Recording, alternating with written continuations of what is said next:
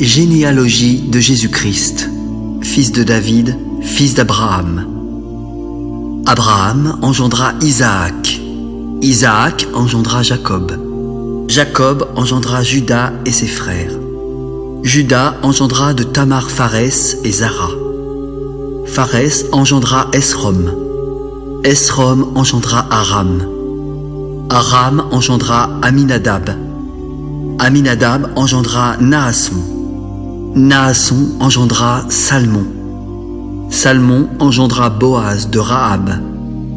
Boaz engendra Obed de Ruth. Obed engendra Isaïe. Isaïe engendra David. Le roi David engendra Salomon de la femme d'Uri. Salomon engendra Roboam. Roboam engendra Abia. Abia engendra Asa. Asa engendra Josaphat.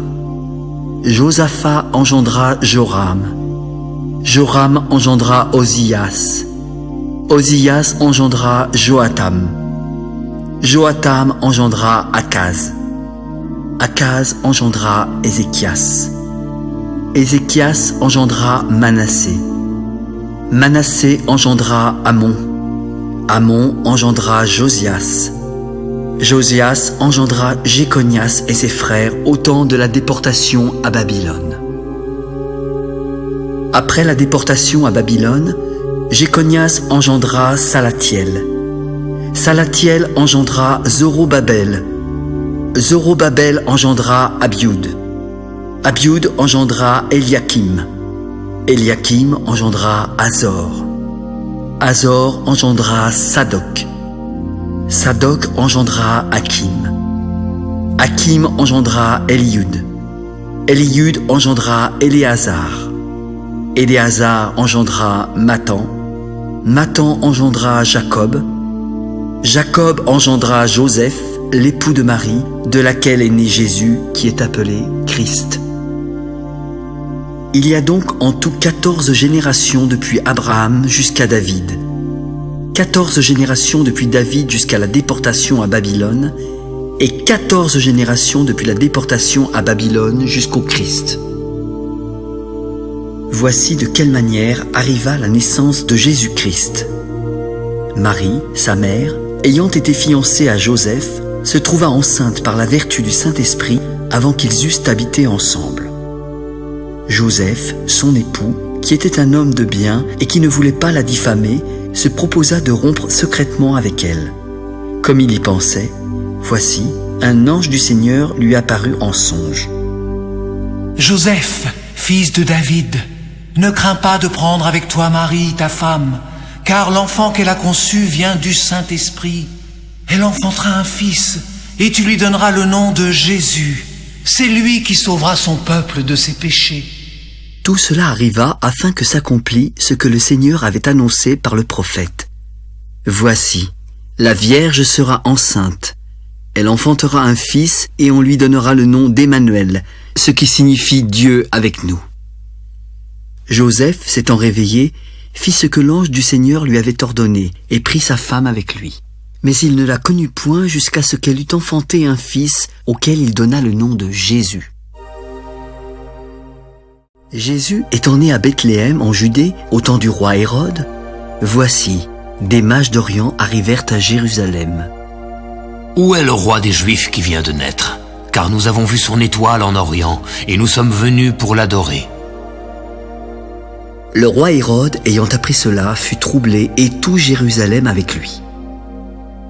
Il assembla tous les principaux sacrificateurs et les scribes du peuple. Il s'informa auprès d'eux où devait naître le Christ. Ils lui dirent « À Bethléem, en Judée, car voici ce qui a été écrit par le prophète. Et toi, Bethléem, terre de Juda, tu n'es certes pas la moindre entre les principales villes de Juda, car de toi sortira un chef qui paîtra Israël, mon peuple. » Alors Hérode fit appeler en secret les mages et s'enquit soigneusement auprès d'eux depuis combien de temps l'étoile brillait. Puis il les envoya à Bethléem en disant « Allez, et prenez des informations exactes sur le petit enfant. Quand vous l'aurez trouvé, faites-le moi savoir, afin que j'aille aussi moi-même l'adorer. » Après avoir entendu le roi, ils partirent. Et voici, l'étoile qu'ils avaient vue en Orient marchait devant eux, jusqu'à ce qu'étant arrivée au-dessus du lieu où était le petit enfant, elle s'arrêta. Quand ils aperçurent l'étoile, ils furent saisis d'une très grande joie. Ils entrèrent dans la maison, virent le petit enfant avec Marie, sa mère, se prosternèrent et l'adorèrent. Ils ouvrirent ensuite leur trésor et lui offrirent en présent de l'or, de l'encens et de la myrrhe. Puis, divinement avertis en songe de ne pas retourner vers Hérode, ils regagnèrent leur pays par un autre chemin. Lorsqu'ils furent partis, voici, un ange du Seigneur apparut en songe à Joseph. « Lève-toi, prends le petit enfant et sa mère, fuis en Égypte et restes-y jusqu'à ce que je te parle, car Hérode cherchera le petit enfant pour le faire périr. » Joseph se leva, prit de nuit l'enfant et sa mère, puis se retira en Égypte. Il y resta jusqu'à la mort d'Hérode, afin que s'accomplisse ce que le Seigneur avait annoncé par le prophète. « J'ai appelé mon fils hors d'Égypte. » Alors Hérode, voyant qu'il avait été joué par les mages, se mit dans une grande colère. Il envoya tuer tous les enfants de 2 ans et au-dessous qui étaient à Bethléem et dans tout son territoire, selon la date dont il s'était soigneusement enquis auprès des mages. Alors s'accomplit ce qui avait été annoncé par Jérémie, le prophète. On a entendu des cris à Rama, des pleurs et de grandes lamentations. Rachel pleure ses enfants et n'a pas voulu être consolée parce qu'ils ne sont plus. Quand Hérode fut mort, voici, un ange du Seigneur apparut en songe à Joseph en Égypte.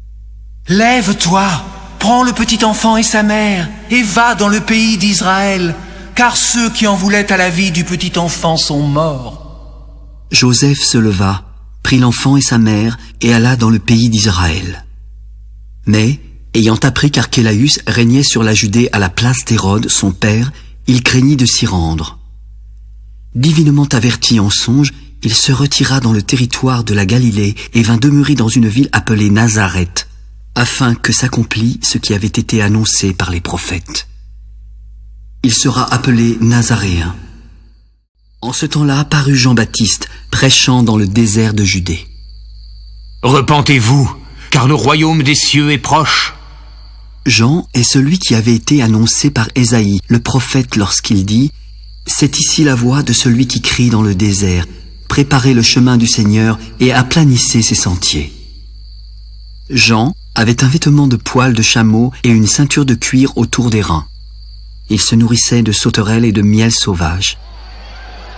Les habitants de Jérusalem, de toute la Judée et de tout le pays des environs du Jourdain se rendaient auprès de lui. Et, confessant leurs péchés, ils se faisaient baptiser par lui dans le fleuve du Jourdain.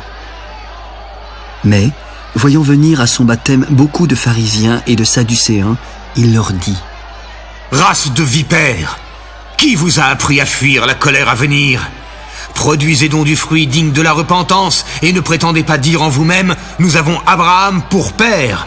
Car je vous déclare que de ces pierres-ci, Dieu peut susciter des enfants à Abraham. Déjà la cognée est mise à la racine des arbres. Tout arbre donc qui ne produit pas de bons fruits sera coupé et jeté au feu. Moi, je vous baptise d'eau pour vous amener à la repentance, mais celui qui vient après moi est plus puissant que moi. Et je ne suis pas digne de porter ses souliers. Lui, il vous baptisera du Saint-Esprit et de feu. Il a son van à la main. Il nettoiera son aire et il amassera son blé dans le grenier. Mais il brûlera la paille dans un feu qui ne s'éteint pas. Ainsi, Jésus vint de la Galilée au Jourdain vers Jean pour être baptisé par lui. Mais Jean s'y opposait. « C'est moi qui ai besoin d'être baptisé par toi. Et toi, tu viens à moi ?»